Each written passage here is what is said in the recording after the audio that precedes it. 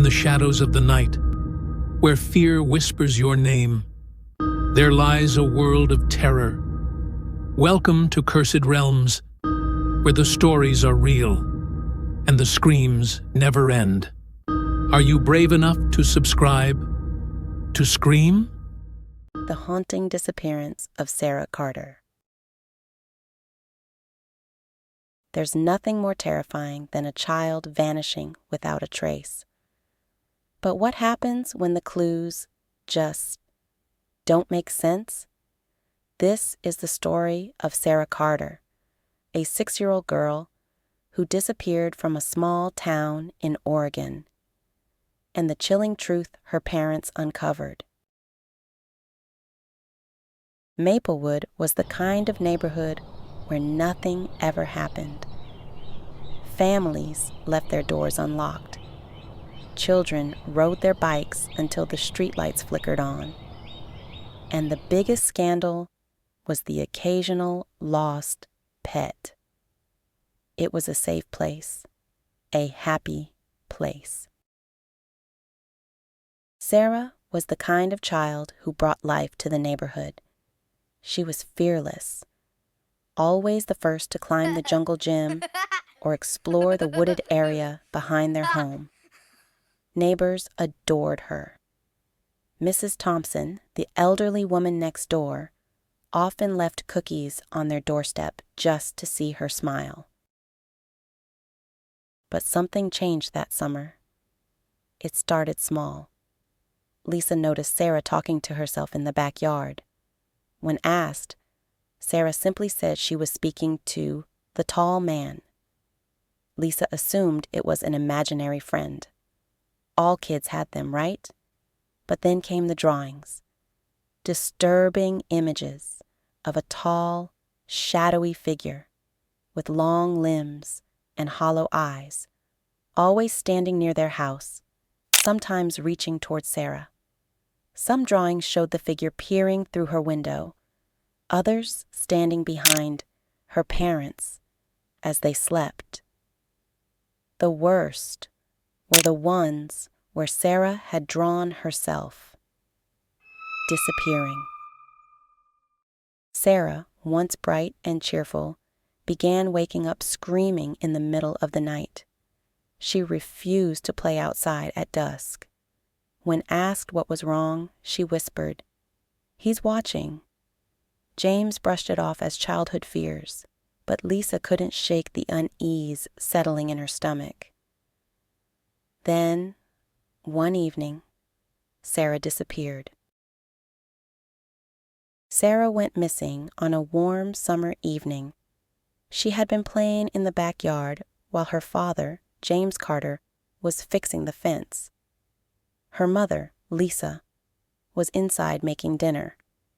It was only a few minutes, just enough time for James to grab his tools from the shed. When he turned back, Sarah was gone. At first, he thought she was hiding. He called her name. Nothing. James and Lisa, along with their neighbors, searched frantically. They checked under porches, inside sheds, and behind every tree in the yard. Calls for Sarah echoed down the street as flashlights cut through the growing darkness. Mrs. Thompson swore she saw something move near the woods, but when they ran toward it, there was nothing, only the rustling of leaves in the wind. Panic set in, and they called the police. By the time the police arrived, the entire neighborhood was searching for Sarah. Dogs, helicopters, volunteers. They combed through the woods behind their home. No footprints, no signs of a struggle. It was as if she had simply vanished. The search operation expanded beyond the neighborhood. Authorities set up checkpoints, questioned locals, and analyzed possible routes Sarah could have taken. They searched nearby rivers, combed through abandoned buildings, and even brought in specialists to analyze any potential evidence. Every lead turned into a dead end. Just as hope began to dwindle, investigators decided to check the Carters' security camera footage. The camera faced the backyard. At 6:42 p.m., Sarah was playing near the tree. She looked toward the fence, as if someone had called her.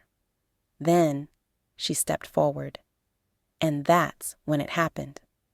Sarah's body jerked unnaturally, like a puppet on invisible strings.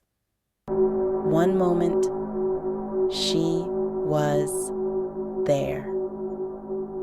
The next, gone.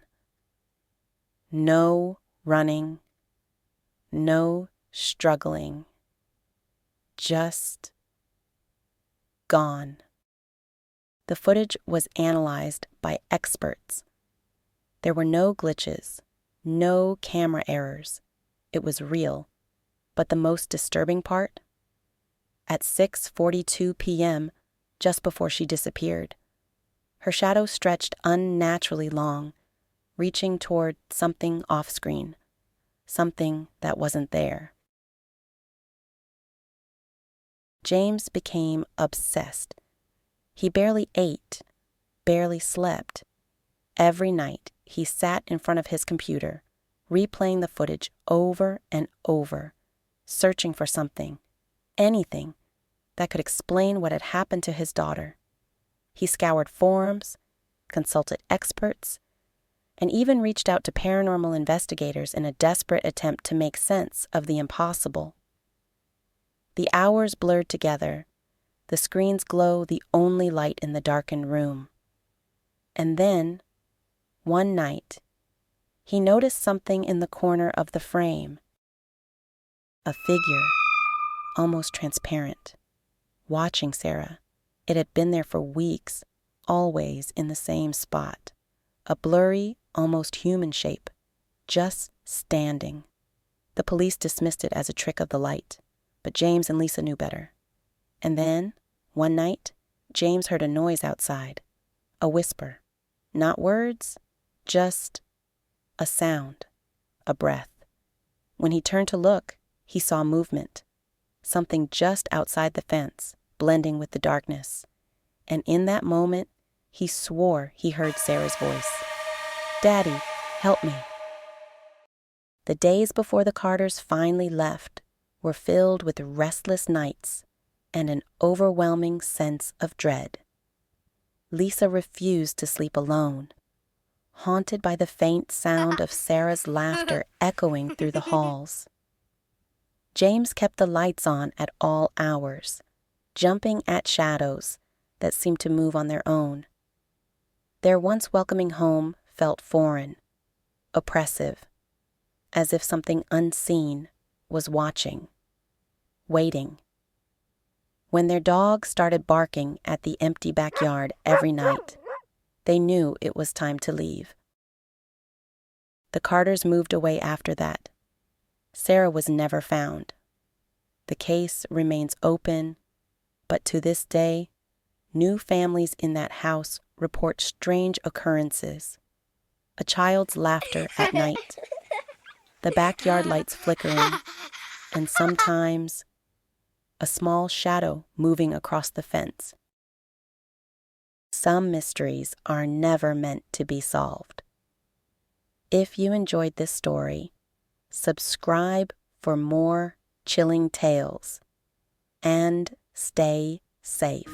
If you liked our videos, do like, share, and subscribe.